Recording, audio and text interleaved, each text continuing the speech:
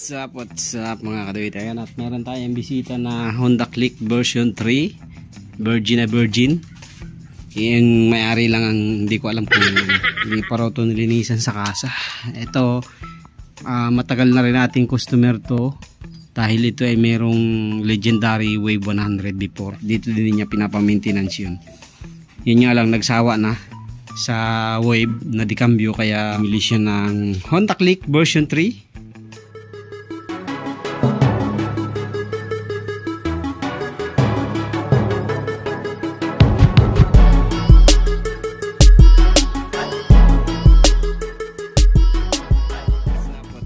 Mga kadawit, ayan, at meron tayong bisita na Honda Click version 3 virgin na virgin. Yung may-ari lang ang hindi ko alam kung ano, walwal na ba. So eto, version 3 Click gray. Oh, ganda pala ng pintura ng grab bar nito, ano, parang ano siya, goldish dark. Ayan, lilinisan lang natin pang gilid din, change oil. First time? Hindi pa ba nakakalinisan sa kasa yan? Hindi pa raw ito nilinisan sa kasa. Ito, matagal na rin nating customer to dahil ito ay merong legendary Wave 100 before. Dito din niya pinapamaintenance yun. Yun nga lang, nagsawa na sa Wave na dikambyo, kaya bumili siya ng Honda Click version 3 2024. Ano ba yung binili? December 2024. Di ibig sabihin isang taon na pala ito ngayon. Mag-iisang taon. So yan. So babaklasin natin yung panggilid. Mainit pa lang kasi ano to eh, ano to eh, Baguio City. Taga Baguio City to. Little Baguio ng Rosario, Cavite. Ayan. So bubuksan natin yan. So mamaya-maya nga lang kasi mainit pa eh. Hindi natin pwedeng persahin yan. So before that ay ito, lilinisan muna natin yung kanyang filter. Medyo madumi na pero pwede pa yan, lilinisan lang natin. Tapos yung cover to, nilinisan na natin yung cover. Ayan. Okay. So ito na mga kadito, nabuksan na natin. Hindi pa naman siya sobrang madumi pero meron na rin. Tapos yung kanyang crankcase cover meron na rin. Linisan lang. Dry clean lang to. Tapos bubuksan din natin yung kanyang torque drive. Medyo mainit pa kasi kaya hindi ko pwedeng persahin, baka bumigay ang shafting. Malutong pa naman ang bakal pag mainit. Okay, so palamig-lamigin ulit natin. Unahin na muna natin linisan to. Lamig na eh, pwede na yan. Pangit kasi pagka mainit pa. So yung filter niya nalinis na rin natin. Ayan, malinis na. Salpak na lang natin mamaya. Tapos yung crankcase niya, hindi pa naman siya sobrang dumi. Din dry clean ko na lang. Dry clean, tapos punas-punas. Ayan, balik alindog ulit. Oh, see? Kintab na ulit. 19. Ha? Eh. Kaso may bayad, 20. Isang oras. Lubricate natin yung kanyang torque drive. Tapos check natin yung bola kasi 1 year na rin eh. And then check din natin yung kanyang clutch.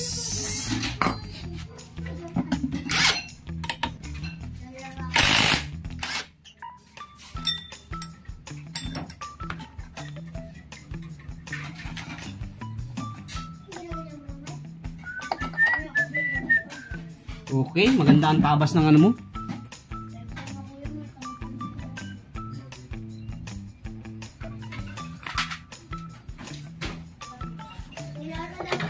Okay. Ayan, may konting dumi.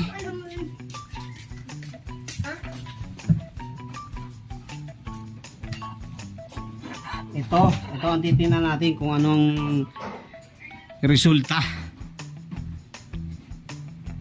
Okay pa naman yung kanyang mga slider piece.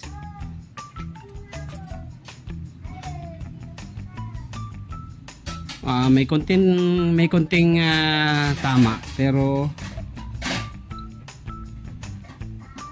okay pa naman yung ibang bola niya.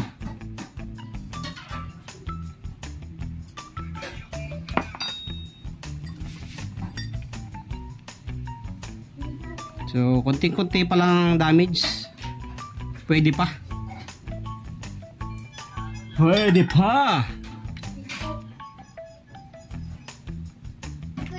So linisan muna natin.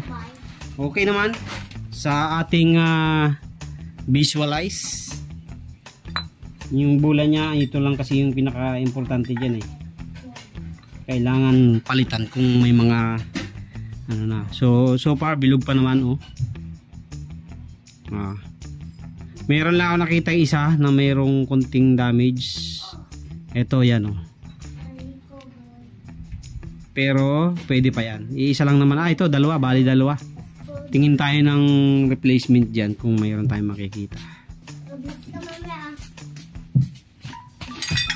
Okay, linis muna tayo. Hindi na natin ipakita kasi common na rin.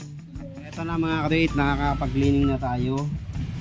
At ating bubuhay na yung ating torque drive. Palit na rin tayo ng bagong grasa.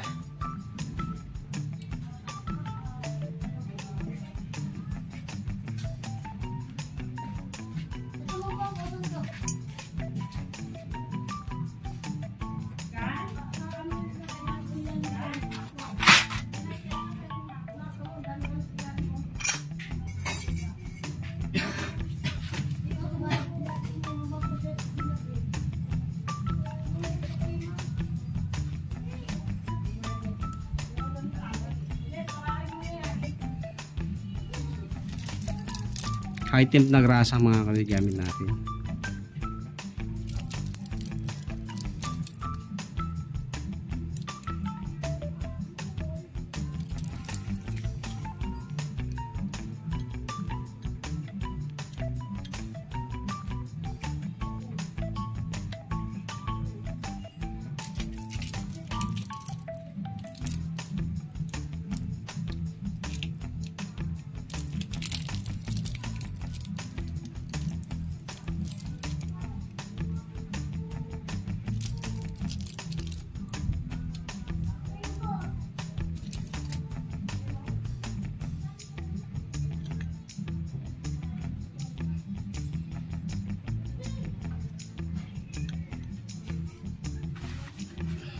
Trabaho no.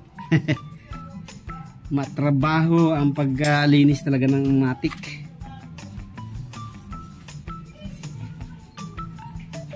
Basta-basta. Okay, so nalagay na natin yung mga slider pin nya. Ayan. Balik na natin. Okay na to. Nalinisan na rin natin yung spring. Dito naman tayo sa clutch.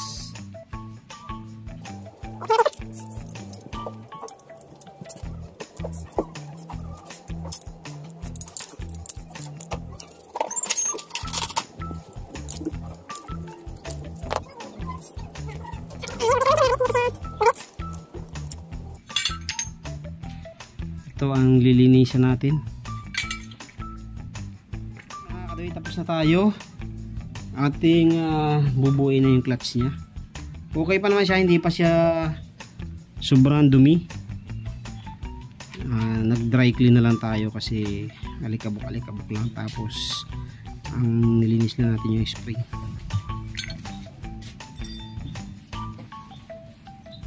Ayan, linis na ulit oh.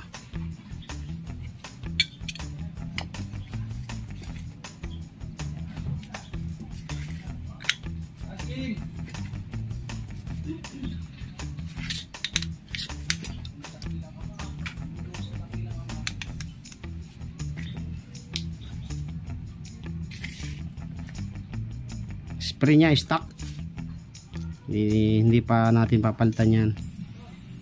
Okay pa yan, all stock.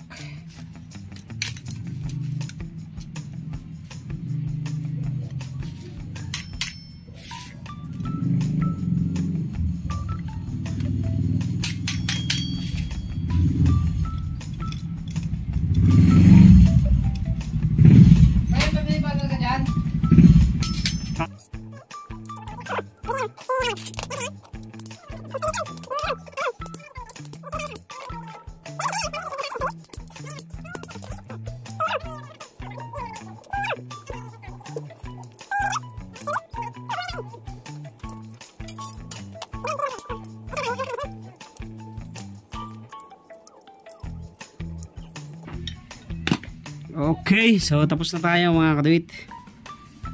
Buuin na natin kasi nainit na yung mayari. Nainit na yung mayari kaya buuin na natin.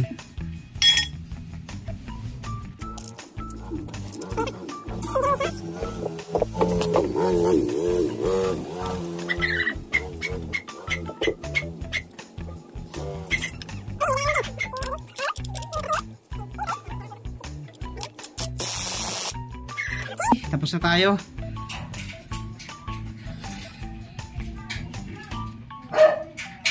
So, salpak na tayo mga kaduit. Buuin na ulit natin.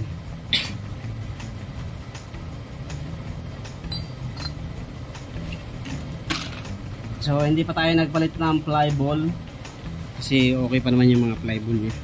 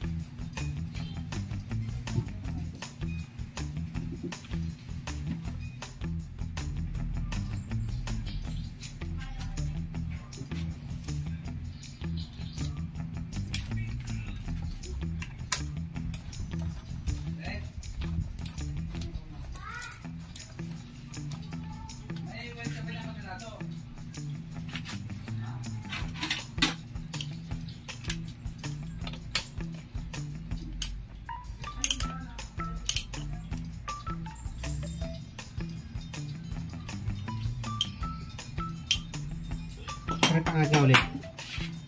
Kasi natin tong palanggana.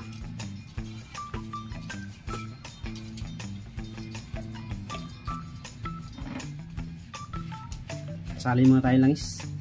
Okay na mga kapatid, kapag change ulit tayo, palit gear oil, linis pang gilid, everything. Salpak na tayo para tayo ay tapos na at mayroon tayong kasunod. Nasaan na yung kasunod? Ayun, sa dulo, yun.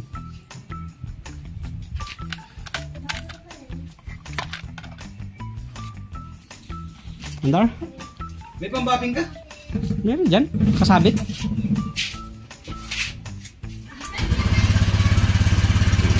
Okay. So, yan na, bagong linis. Iba talaga pag bagong linis, bagong change oil, bagong palit gear oil. So, maintenance after 1 year. Okay naman, para makita ka naman sa video. Okay na, so pauwi na siya.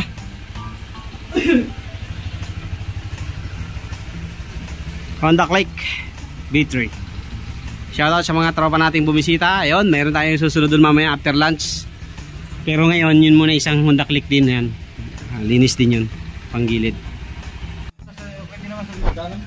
Ingat! So,